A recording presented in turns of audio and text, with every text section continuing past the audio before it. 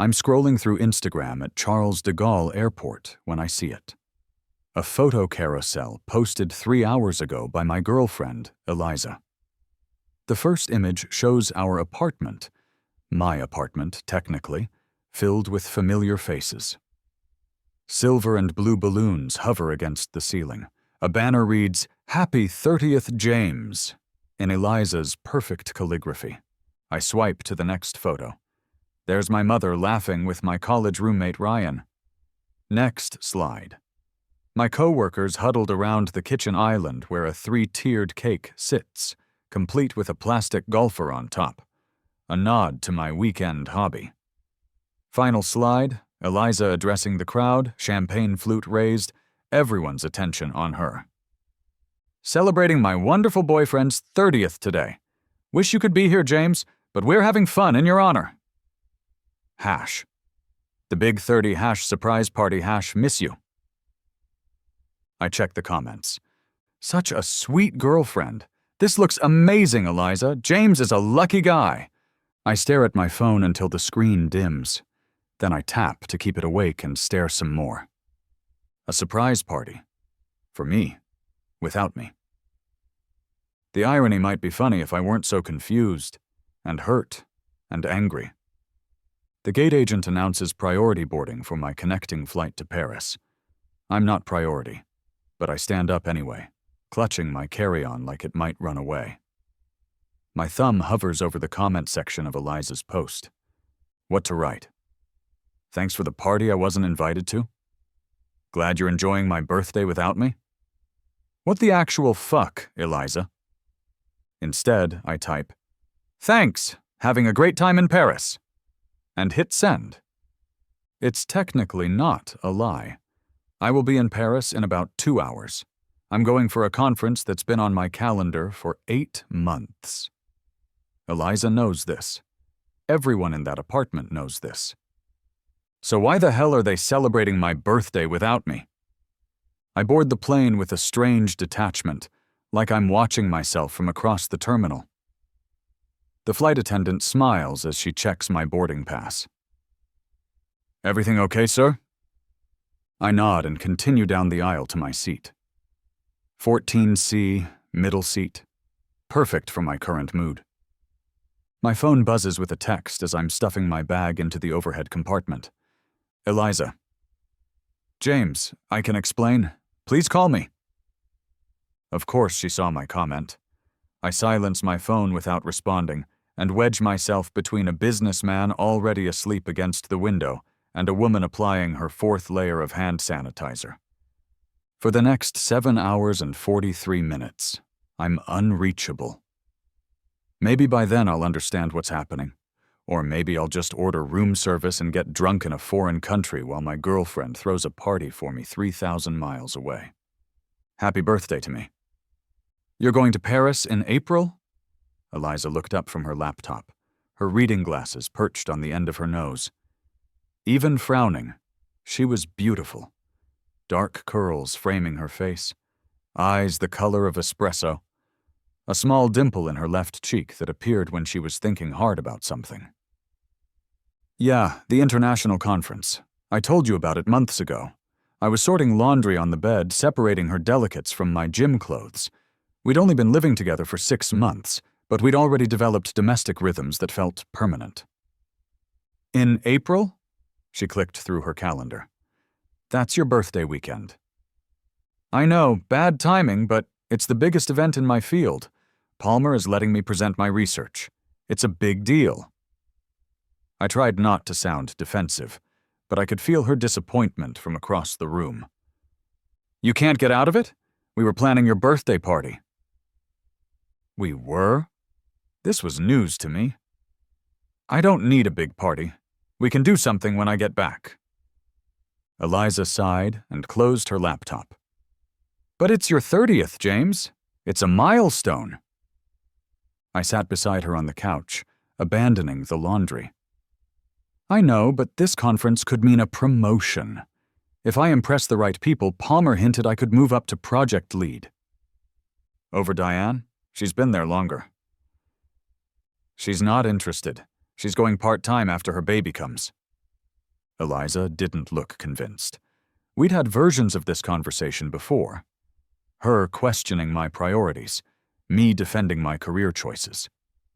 She worked as an event planner, which meant she put tremendous value on celebrations and milestones. I worked in architectural engineering, which meant I spent most of my time thinking about how things could collapse if built incorrectly. "Fine," she said finally. "But I'm still getting you something amazing for your birthday. And we're celebrating when you get back. Properly." I kissed her forehead. "Deal." Looking back, I should have noticed the calculating look in her eyes. Eliza never let anything go that easily. She was planning something even then. But I was too busy feeling relieved that I'd avoided an argument to notice the storm gathering on the horizon. Paris should be experienced with someone you love. That's what everyone says, and they're probably right. Experiencing it alone after discovering your girlfriend has thrown you a surprise birthday party without you feels like a special kind of torture. The hotel is nice enough, a boutique place in the 6th arrondissement, with a view of the Luxembourg Gardens. Under different circumstances, I'd be taking photos to send to Eliza, planning which cafes we'd visit together someday. Instead, I'm sitting on the edge of the bed, finally reading the 14 text messages she's sent since I boarded the plane. "James, I can explain. Please call me. It's not what you think. I know you're on the plane. Call me when you land. Are you really in Paris already? Your flight wasn't supposed to land until tomorrow. James, please don't be angry. Just let me explain. I'm worried about you. At least let me know you're safe." "This is so childish, James. Just call me. I'm sorry, that was unfair. I'm just worried. Your mom is asking about you. Ryan says to call him if you don't want to talk to me. I love you. Please call. I didn't mean to hurt you. I'm going to keep texting until you respond." I tossed the phone onto the bed. It's just past midnight in Paris, which means it's about 6 p.m. back home. The party is probably still going. Are they talking about me? Laughing about my Instagram comment? Is Eliza showing them her desperate texts that I'm ignoring? I should call her. That would be the mature thing to do. Instead, I open my laptop and log into Facebook. There are more photos of the party appearing now. Ryan has posted a few, and so has my coworker Hannah. I click through them methodically, studying the details like I'm analyzing blueprints. The decorations are elaborate. Eliza's touch is obvious in the cohesive color scheme and thoughtful details. There's a table of what appears to be my favorite foods, sliders from that gastropub downtown, those spicy chicken skewers from the Thai place on 7th, a cheese and charcuterie board arranged in the shape of a golf course. Even from a photo, I can tell the bourbon being poured is the expensive kind I save for special occasions. The cake has my face on it, a photo from last summer when we went to Cabo, me grinning in sunglasses with a margarita in hand. Everyone is dressed nicely, cocktail attire, which means this was planned well in advance. My mother is there, in her pearl earrings that only come out for important events. My sister Jessica, who lives in Seattle and rarely visits, is in several photos with her husband. My college friends, local friends, work friends, everyone important in my life is in that apartment. Everyone except me. A notification pops up. A direct message from Ryan. "Dude, call your girlfriend. She's freaking out." I close the laptop and walk to the window. Paris glitters beyond the glass, the Eiffel Tower visible in the distance, illuminated against the night sky. I've dreamt of seeing this view for years. It's beautiful and I hate it. My phone buzzes again. A new text from Eliza. "I'm booking a flight to Paris." That gets my attention. I pick up the phone and call her. She answers on the first ring. "James? Thank God. Are you okay?" "Don't come to Paris." My voice sounds strange, flat, and distant. "James, I need to explain." "Then explain. Why did you throw me a birthday party when you knew I wouldn't be there?" There's a pause, and I hear her take a deep breath. "Because you were supposed to be there. It was meant to be a surprise. The conference was a setup." "What?" There is no conference. Or there is, but you weren't registered for it. You were supposed to think you were going to Paris, but the tickets were fake. We were going to discover the mistake this morning. And you'd be upset, and then I'd tell you to come home, and everyone would be waiting to surprise you. I sit down heavily on the bed as her words sink in. You faked a conference invitation? Palmer helped, and Ryan. It was supposed to be this elaborate surprise, but then you somehow got on an earlier flight and... I didn't get on an earlier flight, Eliza. My flight was always scheduled for today. The conference starts tomorrow. Silence on the line. Eliza? No, that's not. Ryan said your flight was tomorrow evening. He saw your itinerary. Ryan saw a draft itinerary from months ago. I changed it when the airline adjusted their schedule. But I checked your calendar. My work calendar or my personal calendar? Another pause. Your personal Google calendar. I don't put my flights on that calendar. They're in my work Outlook. I hear her breathing change, a slight hitch that means she's trying not to cry. Under normal circumstances, I would say something reassuring now. But these aren't normal circumstances. You're actually in Paris, she says finally, for the real conference. Yes. And everyone is here at a surprise party for you, but you're not coming home because you're actually at the conference that I thought was fake but is real. That about sums it up. James, I'm so sorry. This is a disaster. Part of me wants to agree with her, to unleash the hurt and confusion I've been feeling.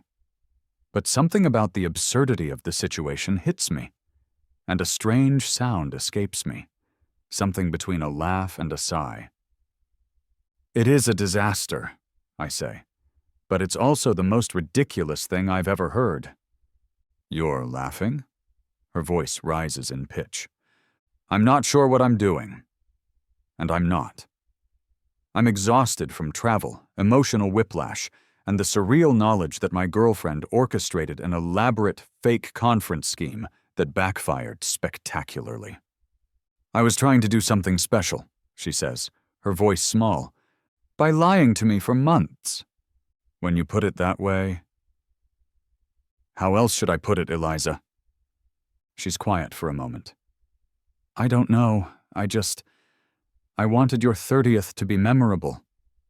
Well, mission accomplished. Are you coming home? The question hangs between us. Am I? Should I abandon the conference I've been preparing for, the presentation that could advance my career, to return to a surprise party planned under false pretenses?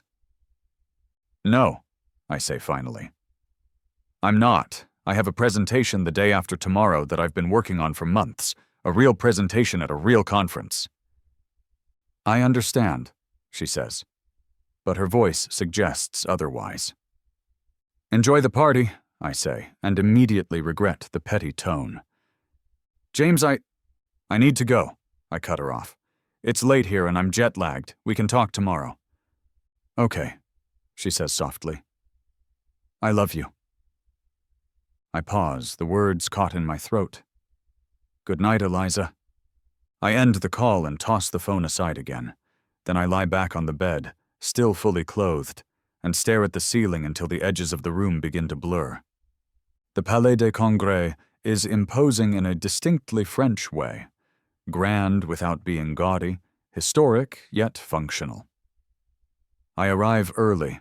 My presentation materials reviewed so many times I could recite them in my sleep. Which is fortunate, because sleep eluded me last night. After tossing and turning until 3 a.m., I gave up and went for a walk. Paris at night is eerily beautiful. The streets slick with recent rain, the buildings illuminated just enough to highlight their architectural details. I walked until my feet hurt, then found an all-night cafe where I drank espresso and tried to sort through my thoughts. By morning I'd reached no conclusions other than I needed a shower and fresh clothes. Now, coffee in hand, my fourth of the day, I wander through the conference center, collecting my badge and program materials mechanically. The event is exactly as advertised.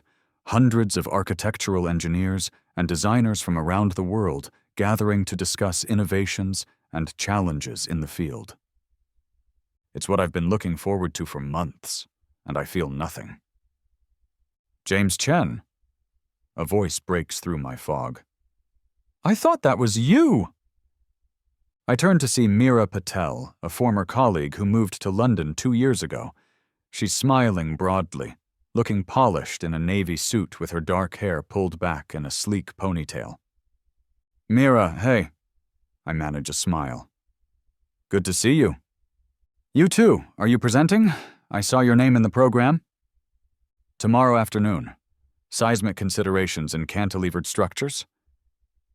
Sounds fascinating, she says, and she actually seems to mean it. A few of us are having dinner tonight at a place near the Bastille. You should join us. My first instinct is to decline. I'm not in the mood for socializing. But the alternative is sitting alone in my hotel room, scrolling through more party photos and overthinking my relationship. Sure, I hear myself say. That would be nice. Great, give me your number and I'll text you the details.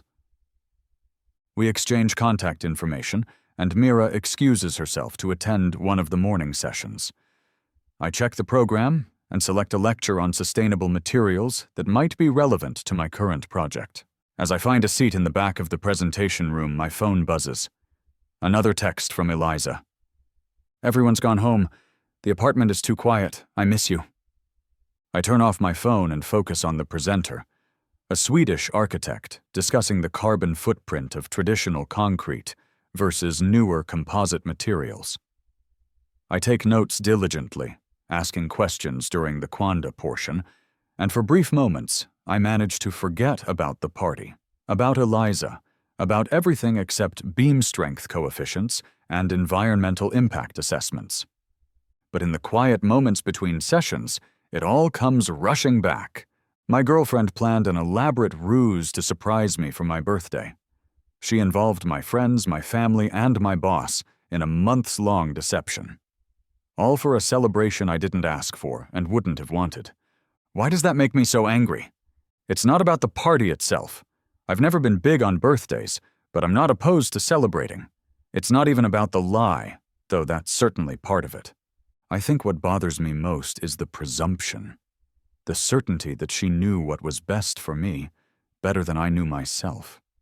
The willingness to interfere with my career plans for the sake of a party. What does that say about how she sees me? About how she values what I value? By the time I meet Meera and her colleagues for dinner, I've worked myself into a quiet fury that I'm barely containing. I order wine as soon as we sit down, then a second glass before the appetizers arrive. Rough day? Meera asks quietly, while the others debate the merits of parametric design. Rough birthday, I reply without thinking. Her eyebrows rise.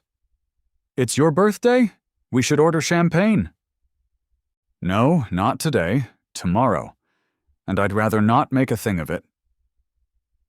She studies me for a moment, then nods. Fair enough, but I'm still ordering dessert and making you eat some of it. The dinner is surprisingly pleasant.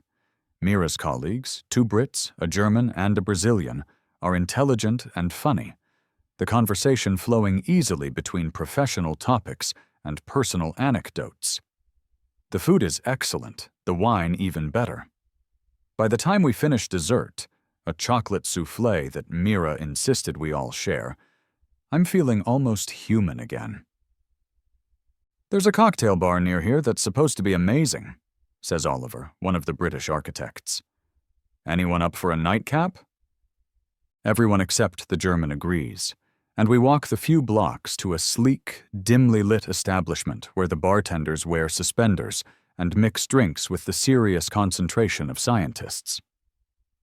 I end up next to Meera at a high-top table, nursing a bourbon that costs more than I want to admit.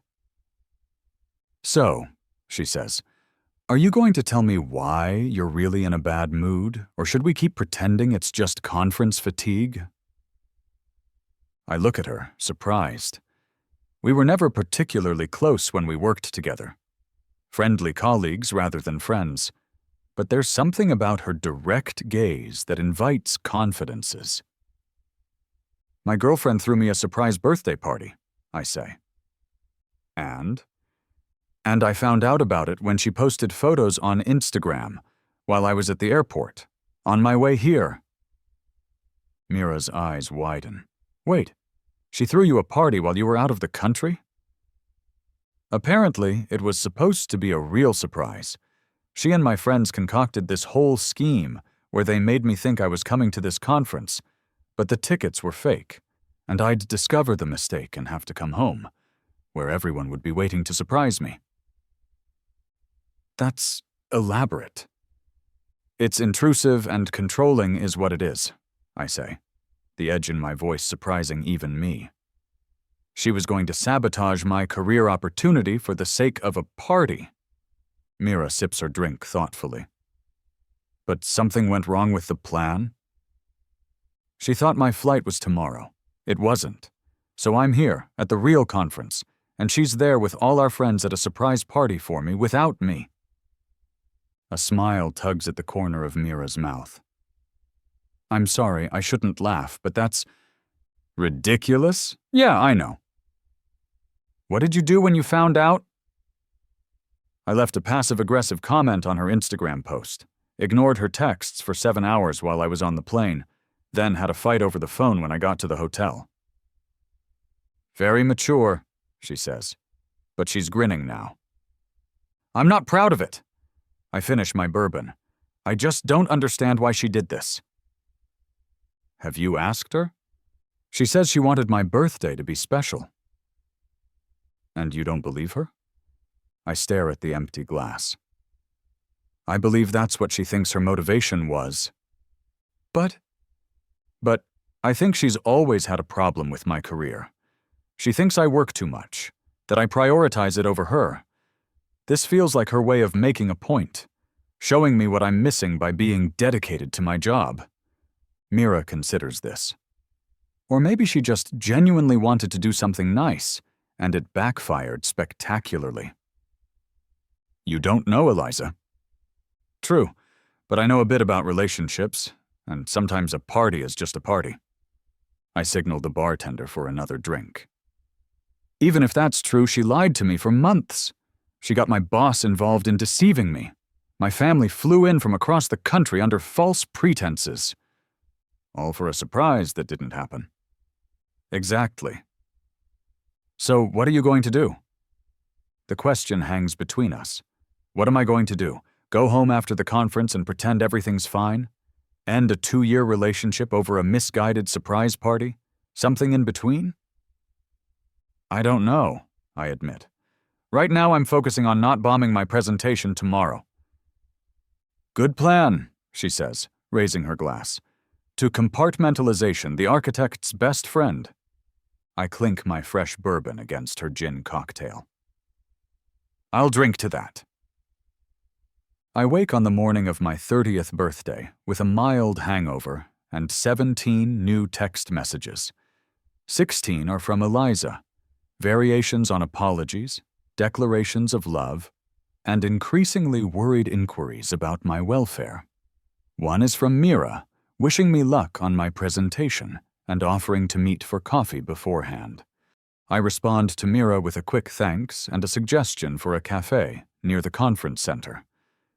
Then I stare at Eliza's messages, thumbs hovering over the keyboard. What do I want to say? What do I want from her? In the clear light of morning, well, clearish given the hangover, my anger has subsided into a dull ache of disappointment. Not just in Eliza, but in myself. In the gap between what I thought we had and what this situation reveals. I type, I'm fine. Presentation is today. We'll call tonight. Her response is immediate. Happy birthday, love. I'm so sorry about everything. Good luck today, you'll be amazing. Followed by, we saved you cake. Despite everything, this makes me smile. It's such an Eliza thing to say. Practical and sweet at the same time. I can picture her carefully wrapping a slice of my birthday cake, putting it in the freezer for when I return. If I return. The thought catches me off guard. Is that actually in question? I push it aside and get ready for the day, showering and dressing in my presentation outfit, a charcoal suit with a blue shirt that Eliza says brings out my eyes. I check out of the hotel. I'm moving to a cheaper place for the last 2 nights of my stay, and head to meet Mira. The cafe is bustling with morning commuters and tourists, but we find a small table near the window. Mira looks fresh and alert, which I find mildly annoying, given how much we all drank last night. "Happy birthday," she says, sliding a small paper bag across the table. It's nothing fancy, just a little birthday survival kit. Inside, I find 2 aspirin, a tiny bottle of high-end eye drops, a luxury chocolate bar, and a miniature bottle of French cologne. "The eye drops and aspirin are for now," she explains. "The chocolate is for after your presentation when your blood sugar crashes, and the cologne is because the conference rooms get stuffy and you'll want to freshen up." I'm touched by the thoughtfulness of the gift. Practical, unpretentious, and exactly what I need. "Thank you," I say. "This is perfect." "I'm good at presents," she says with a modest shrug. "One of my useless talents."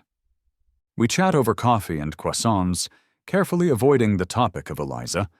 Mira tells me about a challenging project she's working on in London, a renovation of a historic building with strict preservation requirements, but modern sustainability goals. I share details about my presentation, and she asks intelligent questions that help me clarify a few points I'd been struggling to articulate. By the time we walk to the conference center together, I'm feeling more centered than I have since seeing that Instagram post. "You've got this," Mira says as we part ways in the lobby. "Text me when you're done, and I'll buy you a proper birthday drink."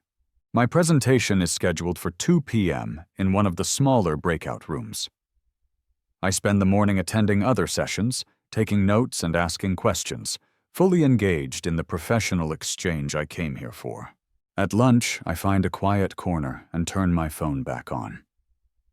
More texts from Eliza and one from my mother. "James, sweetheart, call me when you can. I'm worried about you." I text her quickly. "I'm fine, Mom. Just busy with the conference. We'll call soon." Then I silence my phone again and review my presentation notes one last time. The room is about 2/3 full when I begin. Not bad for a relatively niche topic on the second day of the conference. I spot Mira in the back row, giving me a subtle thumbs up. "Palmer is here too," I realize with surprise. I'd forgotten he was attending the conference legitimately, apart from his role in Eliza's scheme. He nods encouragingly from his seat near the front. I take a deep breath and begin. "Thank you for being here today. I'm James Chen, and I'll be discussing innovative approaches to seismic considerations in cantilevered structures, with a particular focus on the challenges we faced in the Westridge Tower project." The words flow easily after that. This is my element, the perfect intersection of technical knowledge and creative problem-solving. I walk the audience through our approach, the computational models we developed, the physical testing we conducted, and the ultimate solutions we implemented. The questions afterward are thoughtful and engaged, sparking a lively discussion that continues even after the formal session ends. Several attendees approach me afterward to exchange contact information, including a representative from a prestigious firm in Singapore who's interested in potentially adapting our methodology for a project they're planning. "Well done," Palmer says, finally making his way to me after the crowd thins. "Really excellent presentation, James." "Thank you," I say, suddenly remembering his role in Eliza's plan. My smile stiffens. He seems to read my mind. "Listen, about the other thing. I'd rather not discuss it here." "Fair enough. But for what it's worth, your girlfriend's heart was in the right place. She just wanted to do something special for you." "By lying to me?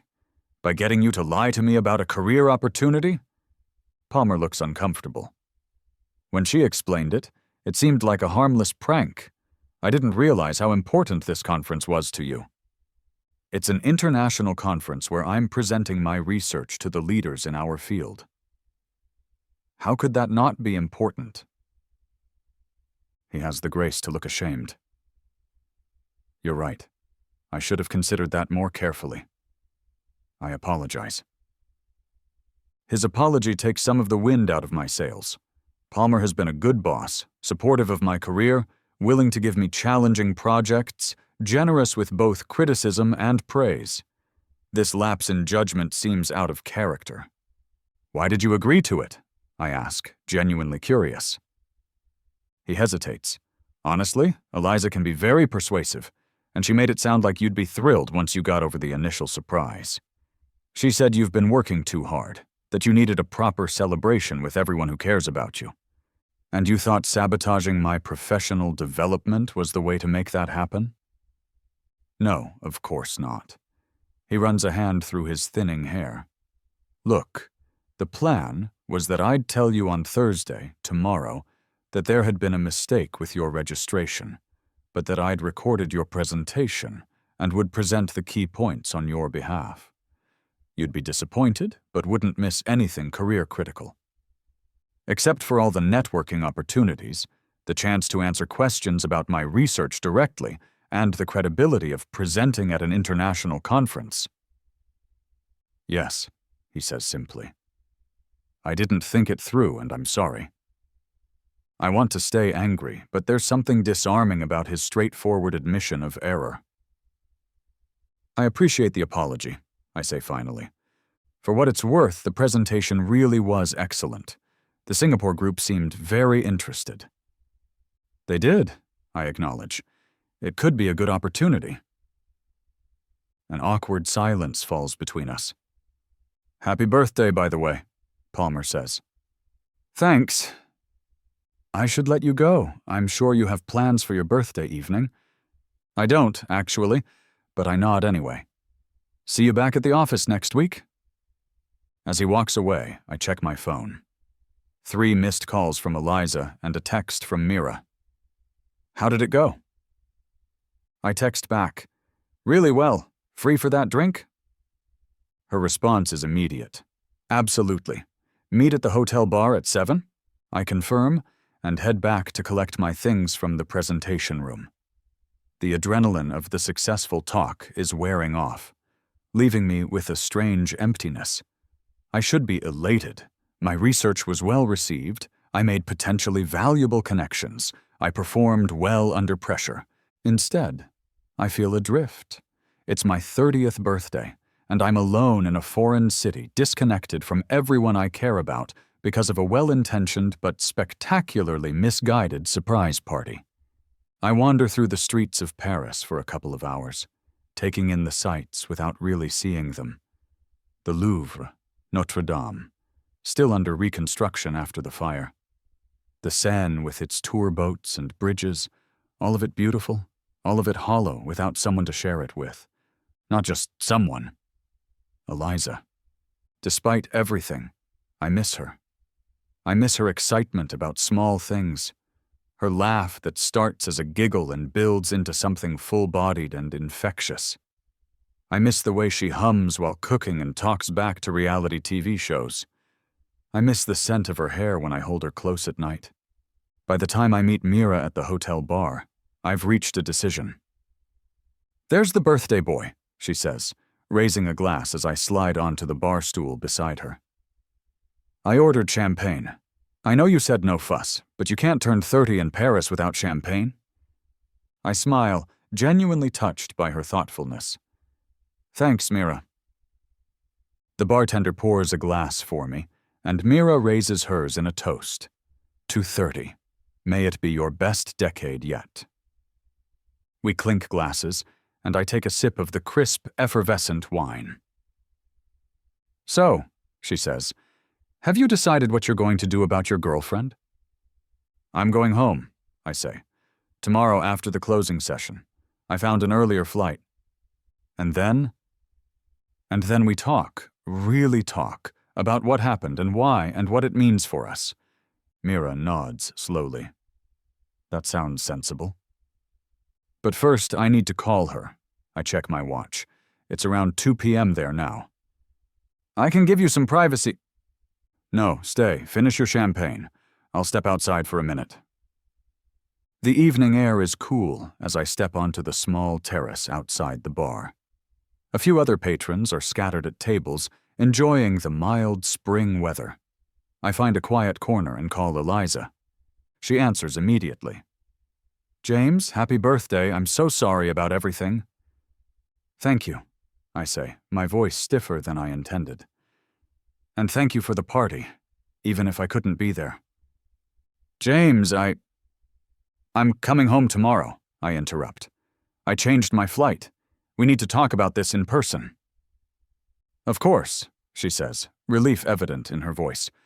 Whatever you want. I'll pick you up at the airport. No, I'll take a cab. I'll text you when I'm on my way. Okay. She pauses. Are we going to be okay? It's the question I've been asking myself all day. Are we? Can we move past this? I don't know, I tell her honestly. I hope so, but I need time to process everything. I understand. Her voice is small, and I can tell she's trying not to cry. For what it's worth, I never meant to hurt you, or disrespect your career. I just wanted your 30th to be special. I know. And I do know that, despite everything. Eliza isn't malicious or manipulative. She's impulsive, sometimes misguided, but her intentions are almost always good. We'll talk tomorrow. Okay, I love you, James. The words still catch in my throat. Good night, Eliza. I end the call and stare out at the Paris skyline for a long moment before rejoining Mira at the bar. Everything all right? She asks. Getting there, I say, picking up my champagne. Now, tell me more about this impossible project of yours in London. We spend the next hour chatting about work, architecture, travel, everything except relationships. Mira is good company, intelligent, funny, and refreshingly direct. In another life, under different circumstances, perhaps there could have been something between us.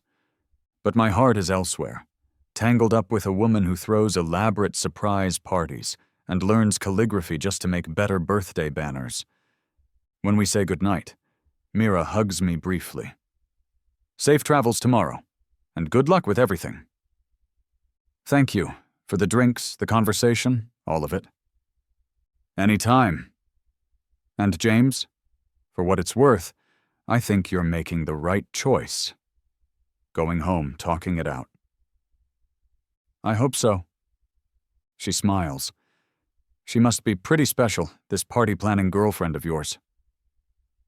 She is, I say, surprising myself with the certainty in my voice. She really is. The closing session of the conference feels anticlimactic. I sit in the back row, half listening to the keynote speaker, while my thoughts race ahead to the conversation waiting for me back home. When the applause finally signals the end, I slip out quickly, avoiding any potential encounters with Palmer or colleagues who might want to chat. My new flight leaves at 4 p.m., which gives me just enough time to return to my hotel, collect my luggage, and make it to Charles de Gaulle. The taxi driver, sensing my preoccupation, makes no attempt at conversation beyond confirming the destination. I stare out the window, watching Paris slide by. Elegant buildings, stylish pedestrians, sidewalk cafes bustling with afternoon patrons. I should feel more regret about leaving early. This is Paris, after all, a city I've dreamed of exploring properly. But right now, the Eiffel Tower and Notre Dame and the Louvre seem like props in someone else's story. My story is elsewhere. At the airport, I navigate security and find my gate with mechanical efficiency. As boarding begins, I check my phone one last time.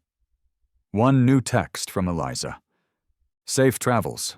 I'll be here when you're ready to talk. No pressure, no demands, No overwrought declarations. Just a simple acknowledgement that the ball is in my court. It feels like a small gesture of respect, something I need right now. I board the plane and settle into my seat, an aisle this time. Better than the middle seat on the way over, but still not comfortable enough for the 8-hour journey ahead. I decline the pre-flight beverage and close my eyes, hoping to sleep through as much of the flight as possible. Sleep eludes me, of course. Instead, I find myself mentally rehearsing the conversation I'll have with Eliza. The accusations, the explanations, the apologies, all of it plays out in various permutations as the plane crosses the Atlantic. In some versions, I'm righteously angry, laying out in careful detail exactly how and why her actions hurt me. In others, I'm understanding and forgiving, acknowledging the good intentions behind the botched surprise. In the worst versions, things escalate into relationship-ending arguments about deeper issues, her disrespect for my career, my emotional unavailability, our incompatible priorities. Somewhere over the ocean, the flight attendant brings dinner, a forgettable pasta dish that I eat mechanically while watching a mediocre action movie on the tiny screen. The protagonist races against time to save the world, facing impossible odds with implausible skills. It's ridiculous and oddly comforting in its simplicity. My actual problems seem both smaller and more complex by comparison. No clear villains, no easy solutions, just two imperfect people trying to navigate the messy terrain of love and respect and understanding. Would you like coffee or tea? The flight attendant's question pulls me from my thoughts. Coffee, please, black. She pours it into a small plastic cup. Cream or sugar? No, thank you. She moves on to the next row, and I sip the bitter airline coffee, grimacing at the taste. It's nothing like the rich espresso I had in Paris, but it's caffeine, and I need to be alert for what comes next. As the plane begins its initial descent, I open the window shade to see the familiar skyline of my city appearing through wisps of cloud. Home. The sight brings a rush of emotions I wasn't prepared for. Relief, anxiety, a strange sense of homecoming, even though I've only been gone for 3 days. We land with a slight bump, and the cabin fills with the sounds of seatbelts unbuckling, overhead bins opening, passengers preparing for disembarkation. I followed the slow procession down the aisle and through the jetway, past customs, to baggage claim where I wait for my small suitcase to appear on the carousel. And then I'm outside, breathing in the familiar smells of home. Car exhaust, the faint salt tang from the nearby bay, the indefinable scent that distinguishes this city from all others. I join the taxi line, checking my phone. 7:43 p.m. local time, earlier than I'd told Eliza to expect me. I could surprise her, showing up at our apartment unannounced. There's a certain poetic justice to the idea that appeals to me, but surprises are what got us into this mess in the first place. I text her, just landed, taking a taxi home, see you in about 40 minutes. Her response is immediate. I'll be here. The taxi ride passes in a blur of familiar landmarks, the bridge, the park, the downtown skyline.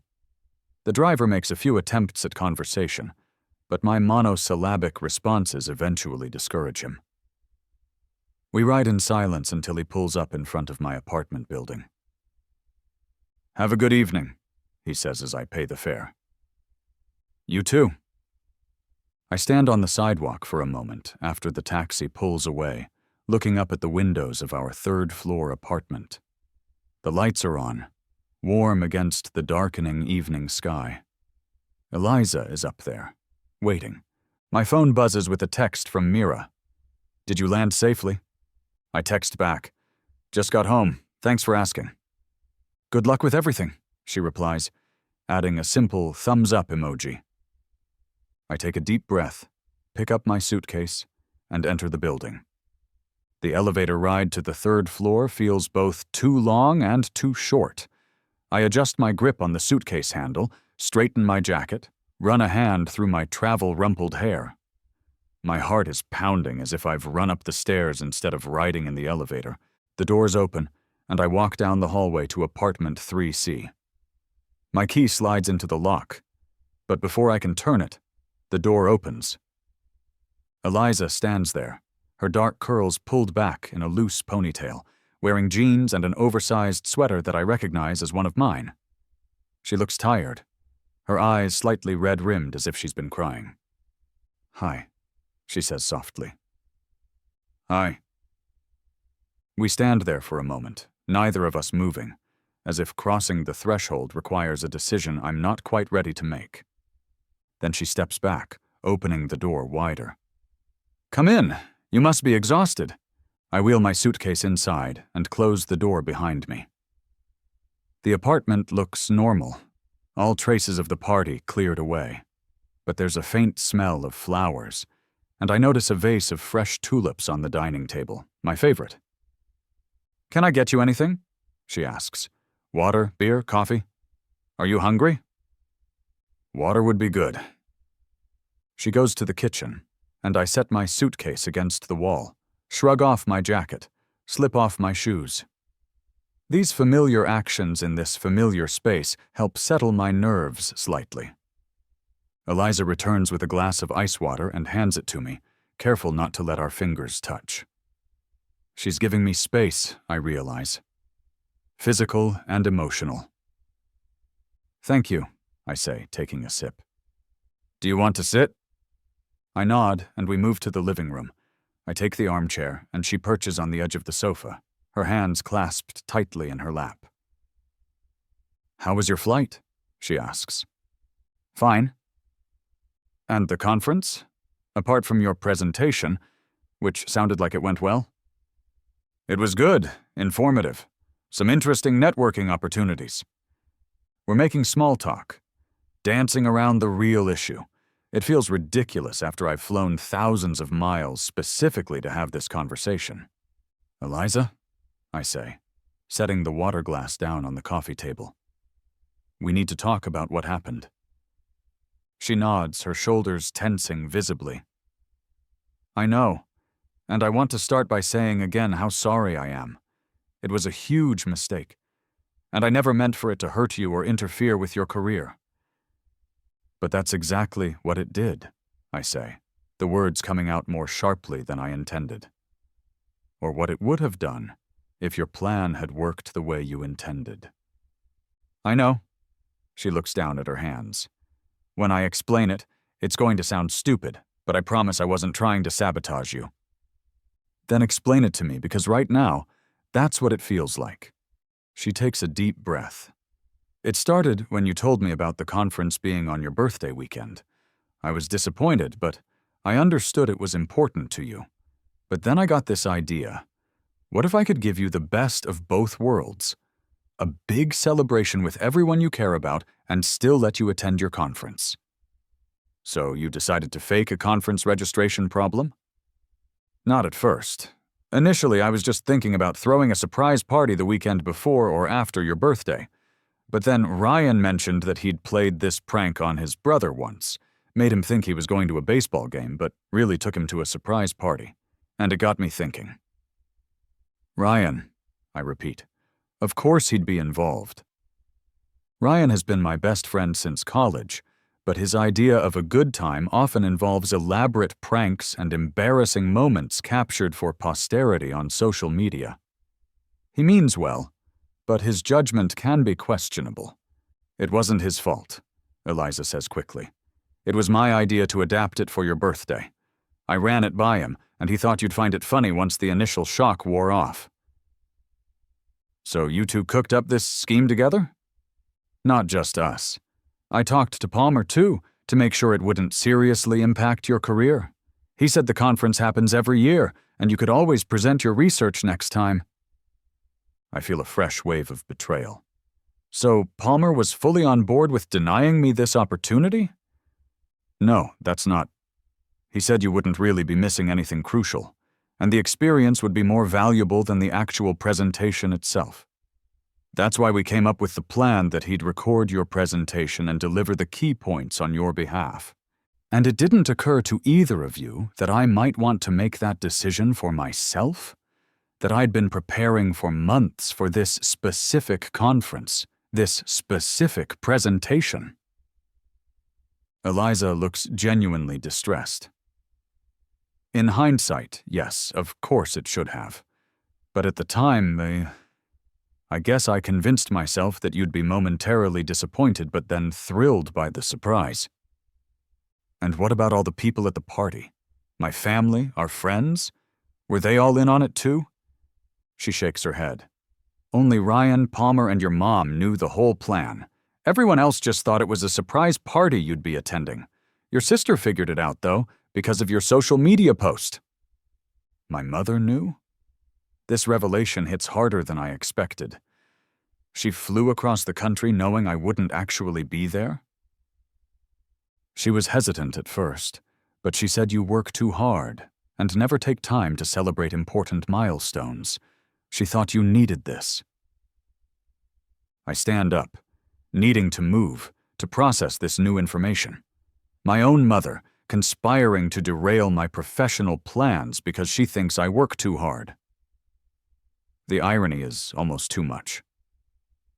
Let me understand this, I say, pacing the small living room. You, Ryan, Palmer, and my mother all decided that what I really needed for my 30th birthday was to be manipulated, lied to, and prevented from attending a conference that was important to my career, all so I could be surprised by a party I never asked for. Put that way, it sounds terrible. I can see Eliza realizing it too, her face crumpling slightly. It sounds awful when you say it like that, she says quietly. But I promise, James, it wasn't about manipulating you or controlling you. It was supposed to be a loving gesture. A loving gesture that involved lying to me for months? Yes, she admits. And I see now how wrong that was. I got caught up in the excitement of planning this big surprise, convincing myself you'd love it once you got over the initial shock. I didn't stop to really think about what it meant that I was making decisions for you, overriding what you wanted. Her candor takes some of the fight out of me. I sit back down, suddenly exhausted. Why was this party so important to you? I ask. You know I've never been big on birthday celebrations. She's quiet for a moment, considering. I think I wanted to show you something, about how many people care about you, about how much I care about you.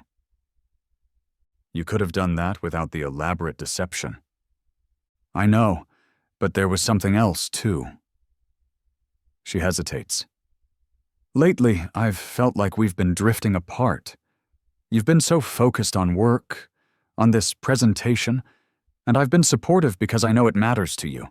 But sometimes it feels like you're building this whole life that I'm not really part of. That's not true, I protest. But even as I say it, I wonder if there's some truth to her words. Haven't I been throwing myself into work more than usual lately? Staying late at the office, bringing work home on weekends, talking about the conference constantly? Isn't it? She challenges gently. When was the last time we did something just for fun? When was the last time you were as excited about plans with me as you were about this conference? I open my mouth to respond, then close it again. I can't immediately think of an example that would prove her wrong. I'm not saying it's all your fault, she continues. I know I've been busy too, with work and my own stuff, but I guess this party was my way of trying to pull us back together, to surround you with all the people who love you, to remind you that there's more to life than work. By sabotaging my work? That wasn't the intention, but yes, I see now that's what it would have done. She meets my gaze directly. I'm truly sorry, James. If I could go back and undo it all, I would. I believe her. Despite everything, I do believe she's genuinely sorry, and that her intentions, however misguided, came from a place of love.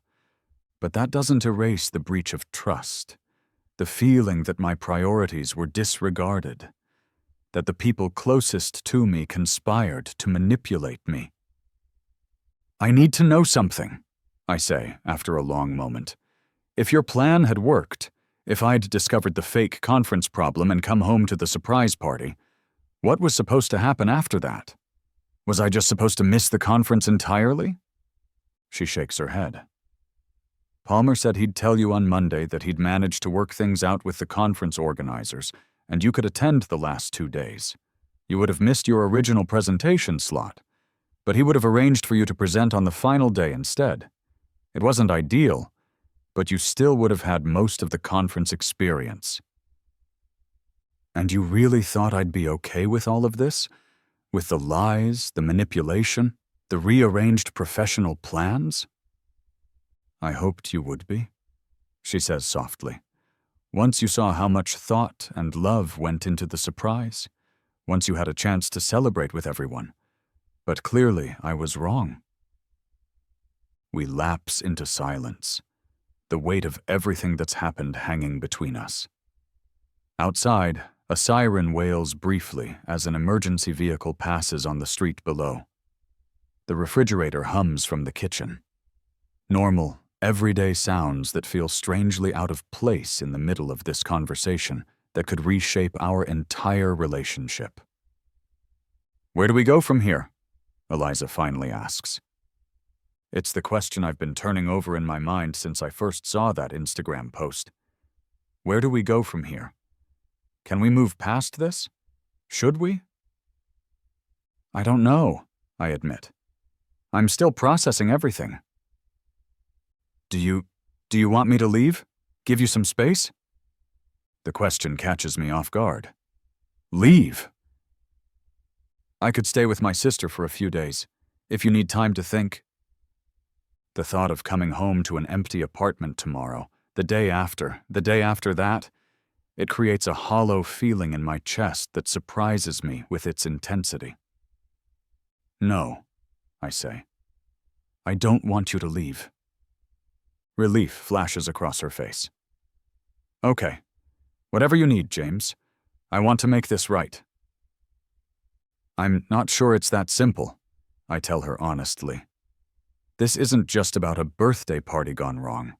It's about trust, about respect, about how we communicate and make decisions. I know, and I want to work on all of that, if you're willing. Am I willing? Part of me wants to retreat into anger and hurt, to hold this betrayal against her as evidence that our relationship is fundamentally flawed. But another part remembers all the good things. The way she brings me coffee in bed on Sunday mornings, how she listens intently when I talk about work problems, the sound of her laugh when we watch comedy specials together, the feeling of her hand in mine as we walk through the park on summer evenings. I'm willing to try, I say finally. But things need to change. We need to talk, really talk, about why this happened and how to make sure nothing like it happens again. She nods earnestly. Absolutely. Whatever it takes. And I need you to understand something. My career isn't separate from my life with you. It's part of who I am, part of what makes me happy. When you disregard that, it feels like you're disregarding me. I do understand that now, she says, and I'm sorry I didn't see it clearly before. Your work is important, and I respect that. I think I've been feeling left out, but that's something I should have talked to you about directly, not tried to manipulate the situation. It's a fair assessment, and her willingness to acknowledge it touches something in me. Maybe there is a way forward for us. I'm exhausted, I say, suddenly feeling the full weight of the travel, the emotional turmoil, all of it. Can we continue this tomorrow? Of course. She stands, hesitating for a moment. Are you hungry? I could make you something. The offer feels like an olive branch, small but sincere. Actually, I am a bit hungry. Whatever's easy. She smiles, a tentative one that doesn't quite reach her eyes. I'll make you a sandwich. Go get cleaned up if you want. I nod and head to the bedroom, where I unpack my toiletries and change into more comfortable clothes. When I emerge, Eliza has set a plate on the dining table. A sandwich, some fruit, a small bowl of chips. Simple but thoughtful, like so many of the daily kindnesses we exchange without really noticing. We eat in relative silence, the tension between us not gone but somewhat diffused. After I finish, Eliza clears the plate, and we move through our evening routine with cautious politeness. It's awkward, this careful dance around each other in the space we usually share so comfortably, but it's better than the alternative. As we prepare for bed, Eliza pauses. Should I sleep on the couch? The question hangs between us. It would be a statement, sleeping separately, acknowledgement that things aren't okay between us. No, I say, you don't need to do that. We get into bed, maintaining a careful distance that feels both necessary and painfully artificial after 2 years of sleeping entangled. The silence stretches between us, broken only by the soft sounds of our breathing. James? Eliza's voice is small in the darkness. Yes? I really am sorry for everything. I know, I say, and I do know. Whatever her mistakes, whatever her misguided intentions, she never meant to hurt me. We'll figure it out. Good night, she whispers. Good night. I lie awake long after her breathing deepens into sleep, staring at the ceiling, thinking about trust and forgiveness and the complicated, messy business of loving someone. Eventually, I drift off. My last conscious thought, a realization, despite everything, I'm glad to be home. I wake to the smell of coffee and the sound of quiet movement in the kitchen. For a moment, I'm disoriented, the familiar ceiling above me a stark contrast to the hotel rooms of the past few days. Then the events of yesterday come rushing back. The flight, the conversation with Eliza, the tentative, uncertain truce we'd reached before sleep. The space beside me in bed is empty, the sheets cool. Eliza has been up for a while then. I check my phone. 9:17 a.m. I've slept later than usual. The combination of jet lag and emotional exhaustion finally catching up with me. There are several text messages waiting, one from Ryan asking how I'm doing, one from my mother expressing concern, and one from Mira wishing me luck with everything. I ignore them all for now, not ready to engage with anyone but Eliza. I pull on a t-shirt and sweatpants and make my way to the kitchen, where I find her at the stove, making what appears to be pancakes. She turns when she hears me, offering a tentative smile. Good morning, she says. I thought you might be hungry when you woke up. Pancakes okay? Pancakes are great, I say, moving to the coffee maker and pouring myself a cup. Thank you.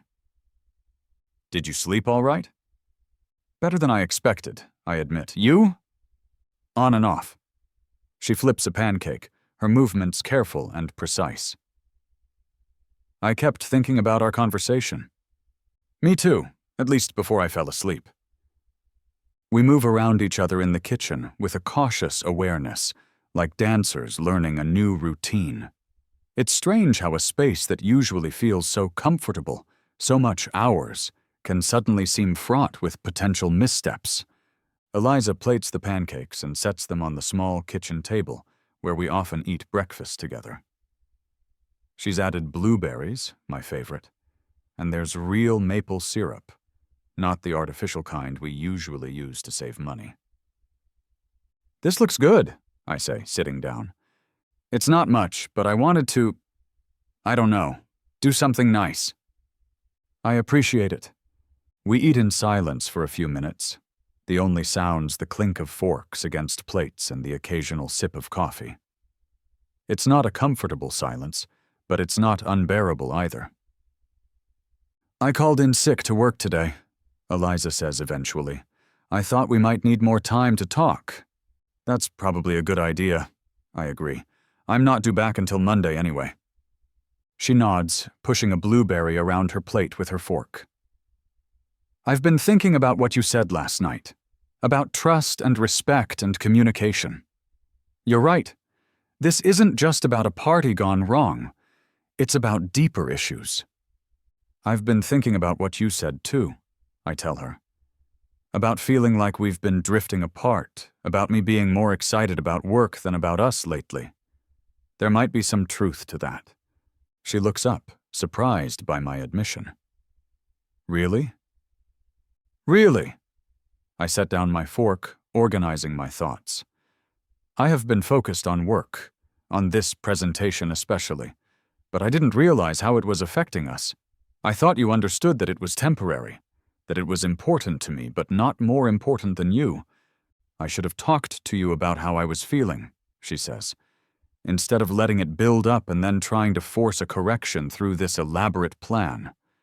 And I should have been more aware of the signals you were sending. Looking back, I can see there were times you tried to connect, and I was distracted or dismissive. She reaches across the table, her hand stopping just short of mine. Can I ask you something? Of course.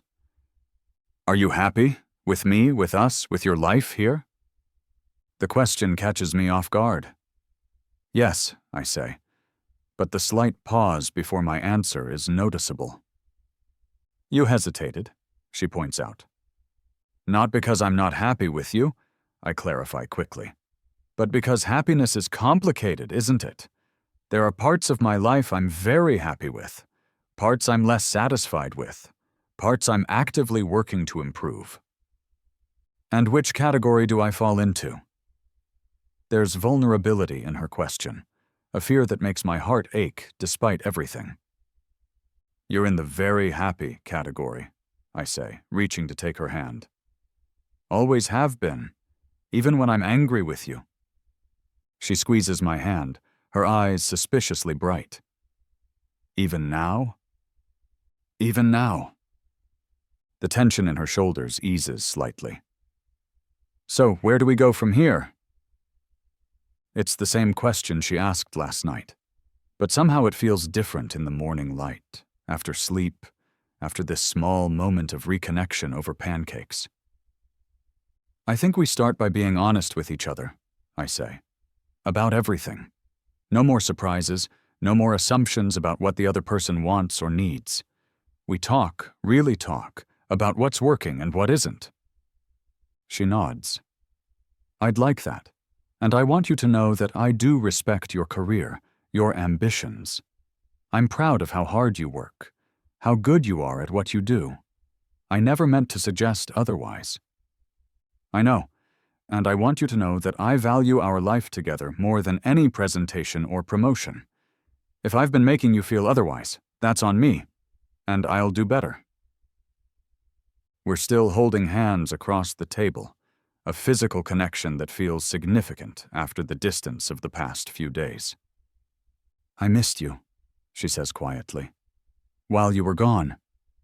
Not just physically, but I missed us, the way we used to be before things got complicated. I missed you too, I admit. Even when I was angry, I missed you. She smiles, a real one this time that reaches her eyes. That's a good sign, right? That even in the middle of this mess, we still miss each other. I think so. I return her smile, feeling something tight in my chest begin to loosen. It means there's something worth fixing here. She stands, still holding my hand, and walks around the table to where I'm sitting. I turn to face her, and she steps between my knees, looking down at me with a mixture of hope and uncertainty. I love you, James. I loved you before I screwed everything up with this party, and I love you now. That hasn't changed. I reach up to touch her face, tracing the curve of her cheek with my thumb. I love you too. That hasn't changed either. She leans down, and I rise to meet her, our lips coming together in a kiss that feels like coming home. It's not a solution to all our problems, not a magic fix for the breach of trust and the hurt feelings, but it's a start, a reaffirmation of the connection that brought us together in the first place. When we pull apart, Eliza rests her forehead against mine. We're going to be okay, aren't we? I think so, I say, and I mean it. It might take some time, but yes, I think we're going to be okay. She steps back, wiping away a tear with the back of her hand. Your pancakes are getting cold. Worth it, I say, pulling her back for another quick kiss before returning to my breakfast. We spend the rest of the day talking. Really talking. In a way we haven't in months. About work and priorities, about communication and boundaries, about what we want from our relationship and from our lives. It's exhausting and exhilarating. Painful at times, but ultimately healing. By evening, we've reached a new understanding. Not perfect, not completely resolved, but a foundation we can build on. We order takeout from our favorite Thai place and eat on the couch, watching a movie we've both been wanting to see, her head on my shoulder, my arm around her. It feels normal and yet new, familiar and yet precious in a way it wasn't before. Sometimes I realize you have to nearly lose something to truly appreciate its value. As the credits roll, Eliza shifts to look up at me. I almost forgot. I saved you a piece of birthday cake. It's in the freezer. Do you want it? I laugh, surprised by the sudden reminder of what started all of this. Maybe tomorrow. I'm pretty full right now. She nods, settling back against me. Tomorrow works. Tomorrow, and the day after, and the day after that. We have time to figure this out. To rebuild what was damaged. To create something stronger than before. By the way, I say, I never did thank you properly for the party. Even if I couldn't be there, it was a thoughtful gesture. Next year, she promises, we'll do something you actually want, whatever that is. Maybe Paris, I suggest. Together this time. She smiles. I'd like that. No surprises, though. No surprises, I agree, pressing a kiss to the top of her head. Just us. 6 months later. Are you ready? Eliza calls from the bedroom. Our reservation is at 8, and you know how traffic is downtown on Friday nights. Almost, I reply, adjusting my tie in the bathroom mirror. Just trying to decide if this tie works with this shirt. She appears in the doorway, stunning in a deep green dress that brings out the flecks of gold in her eyes. Her hair is up, a few curls framing her face, and she's wearing the small diamond earrings I gave her for our anniversary last month. The tie is perfect, she says, stepping behind me and smoothing her hands over my shoulders. You look very handsome. Our eyes meet in the mirror, and I'm struck by how right this feels. The two of us getting ready for a night out, the easy intimacy of her touch, the warmth in her gaze. 6 months ago, I wasn't sure we'd make it to this point. But we did the work. We talked, we listened, we adjusted. We went to couples therapy for a while, which helped us develop better communication strategies. We made promises and kept them. We rebuilt trust, one day at a time. You look beautiful, I tell her, turning to face her properly. That dress is amazing. She smiles, pleased. Thank you. I wanted tonight to be special. Tonight is dinner at Le Petit Paris, the French restaurant that opened downtown last month. It's been booked solid since opening night, but Eliza managed to secure a reservation through a client of her event planning business. It already is special, I say, leaning down to kiss her. But I'm looking forward to trying this place. The reviews have been incredible. And authentic French cuisine might tide us over until our actual trip, she adds. Our trip to Paris is planned for next spring. A proper vacation together, no conferences, no work commitments, just the two of us exploring the city I barely saw during my brief visit. We've been saving for it, planning itineraries, practicing French phrases together. Nothing beats the real thing, I say, but this should be a nice preview. We gather our things and leave the apartment, taking the elevator down to the street where our Uber is already waiting. The driver navigates through Friday evening traffic while Eliza and I chat about our respective weeks, her successful fundraising gala for a local charity, my promising meeting with potential new clients from Singapore, the ones I met at the conference. The restaurant is as impressive as the reviews suggested, elegant without being stuffy, with subtle French decor and warm lighting that creates an intimate atmosphere.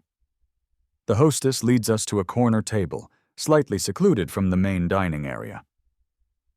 "This is perfect," Eliza says as we sit down. "I requested a quiet table when I made the reservation." "Good thinking."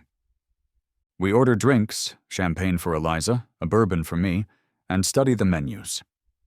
The waiter describes the specials with enthusiasm, clearly passionate about the food.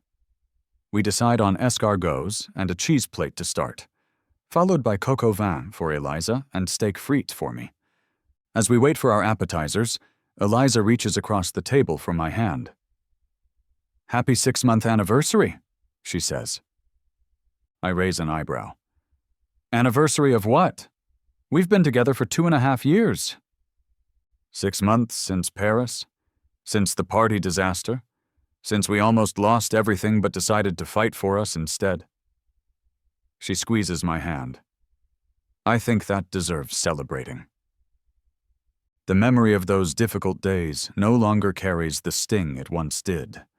Time and honest communication have transformed it from an open wound to a healing scar, still visible, but no longer painful to touch. "To fighting for us," I say, raising my bourbon in a toast. She clinks her champagne flute against my glass. "And to many more years together. We eat, we drink, we talk and laugh, enjoying each other's company in a way that feels both familiar and fresh. The food is excellent, the ambiance perfect, but what makes the evening special is the connection between us. Stronger now, perhaps, for having been tested." After dessert, a decadent chocolate soufflé we share, Eliza excuses herself to the restroom. While she's gone, I check my phone and find a text from Ryan. "Did you ask her yet?" I smile and type back, "Not yet. Soon." The small velvet box in my jacket pocket seems to grow heavier with anticipation. I'd confided in Ryan last week, showing him the ring I'd chosen, a vintage-style emerald surrounded by small diamonds. He'd been surprisingly emotional, hugging me and saying something about being glad I didn't let her party nonsense ruin the best thing in your life.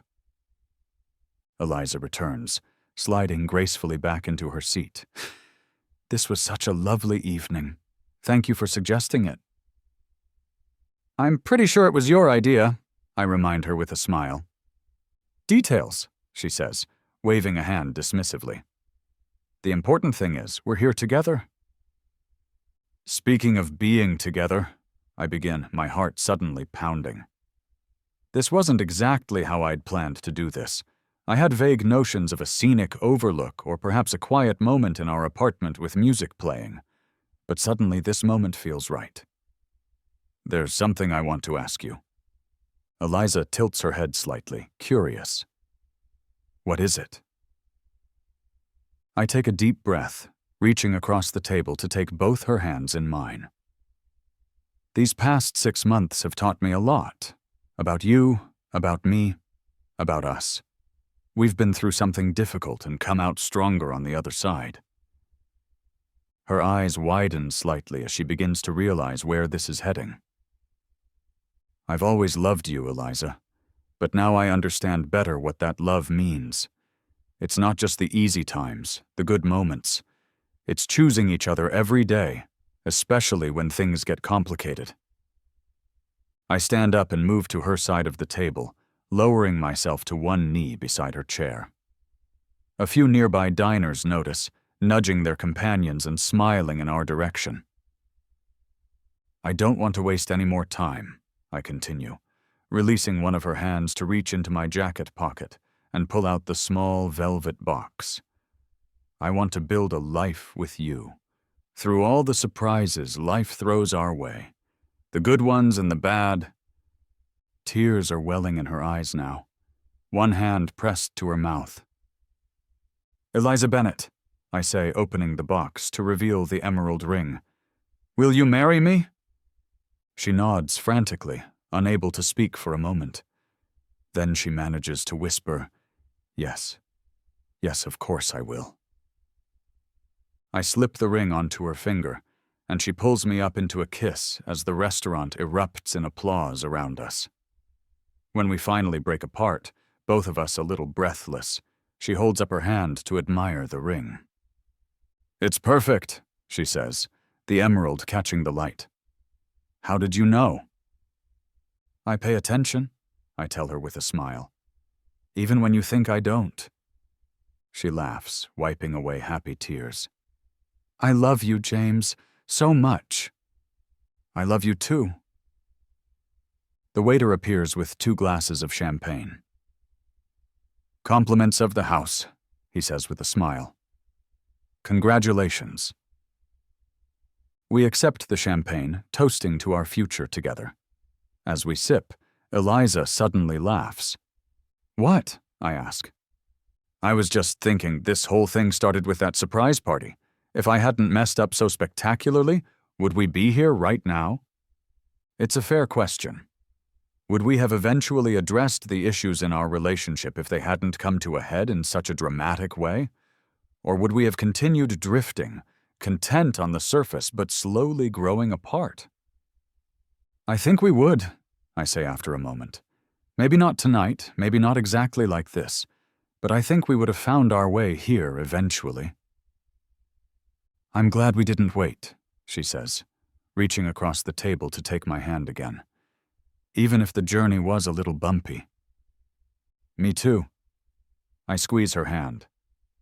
"Though maybe next time you want to surprise me, just go with a cake and balloons. Less international intrigue." She laughs, the sound I've loved since the beginning. "Deal?"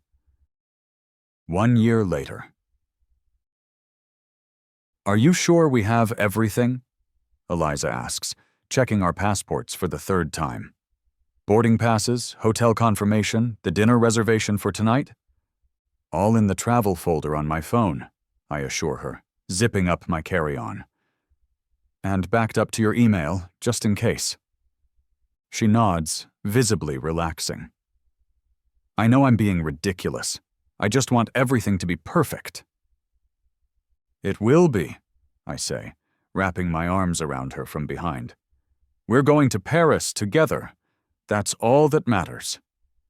We've been planning this trip for months, 2 weeks in France, starting with a week in Paris before venturing out to the countryside. It's our delayed honeymoon. We got married 3 months ago in a small ceremony with just family and close friends, followed by a reception at the art gallery where we had our first date. The wedding was perfect, intimate and meaningful, with personal vows we'd written together during one of our many heart-to-heart conversations over the past year. My mother cried, happy tears this time. Ryan behaved himself as best man, and Eliza's sister gave a touching toast about love that grows stronger through challenges. Now, exactly 1 year after my ill-fated solo trip to Paris, we're finally going together. "Our Uber should be here in 10 minutes, I say, checking my phone. "Last chance to make sure we haven't forgotten anything." Eliza does one final sweep of the apartment while I take our luggage to the door. When she joins me, she's carrying a small, wrapped package. "What's that?" I ask. "Your birthday present," she says with a smile. "It's a couple days early, but I thought you might want it for the trip." I accept the package, surprised. I thought this trip was my birthday present. "The trip is for both of us. This is just for you." I unwrap it carefully to find a leather-bound travel journal, my initials embossed in gold on the cover. Inside, Eliza has written a note on the first page. "James, for all our adventures together, past and future, may this one be the first of many. All my love, Eliza." "It's beautiful," I say, genuinely touched. "Thank you." I thought you could use it to document our trip, she explains, and maybe sketch some of the architecture you've been wanting to see. I kiss her, grateful once again for how well she understands me, how she sees the parts of myself I sometimes forget to nurture. The Uber arrives, and we load our luggage, both buzzing with excitement as we head to the airport. Check-in and security are mercifully smooth, and soon we're settled at our gate, waiting to board. I got you something too, I tell her, pulling a small package from my backpack. Just a little pre-trip gift. She unwraps it eagerly to find a pair of wireless earbuds. You remembered. You've been complaining about your old ones for months, I say with a smile. These are supposed to be good for the plane, noise canceling. Perfect, she says, leaning over to kiss me. Now I can ignore the crying babies in peace. Or me if I start snoring. That too. We board the plane without incident, settling into our seats with the practiced efficiency of people who have learned how to travel together harmoniously. Eliza takes the window seat. She loves watching takeoff, while I take the aisle, easier for my longer legs. As the plane taxis to the runway, she reaches for my hand. Can you believe it's been a year? Sometimes it feels like yesterday, I admit. Other times it feels like a lifetime ago. We've come a long way. Literally and figuratively. She laughs, squeezing my hand as the plane accelerates down the runway. I promise not to throw you any surprise parties while we're in Paris. Appreciated, I say with a grin. Though I might have 1 or 2 surprises planned for you. Her eyes light up. Really? What kind of surprises? If I told you they wouldn't be surprises, would they? She pouts playfully, then leans her head on my shoulder as the plane lifts into the air. Fine. Keep your secrets. But they better be good. They will be, I promise, thinking of the dinner reservation I've made at a restaurant with a perfect view of the Eiffel Tower, and the private boat tour along the Seine I've arranged for her birthday next week. You're not the only one who can plan something special. I've created a monster, she murmurs, but she's smiling. As the plane levels off and the seatbelt sign dims, I retrieve my new journal from my bag and open to the first blank page after Eliza's note. At the top, I write, Paris, take 2. The version that matters. Eliza peers over, reading what I've written. I like that, she says softly. Me too, I reply, putting an arm around her shoulders and pulling her close. Me too. The flight attendant comes by with the drink cart, offering us beverages. We both request champagne, a small celebration to start our journey. To Paris, Eliza says, raising her plastic cup. To us, I counter, clinking my cup against hers. And to the surprises that brought us here, even the ones that didn't go according to plan. She laughs, a sound that still makes my heart skip a beat after all this time. Especially those. Outside the window, the world stretches out below us. Clouds and glimpses of land and ocean, the vast expanse of possibility. Ahead lies Paris, the city of light and love, waiting for us to explore it together. This time I think it will be even better than I imagined.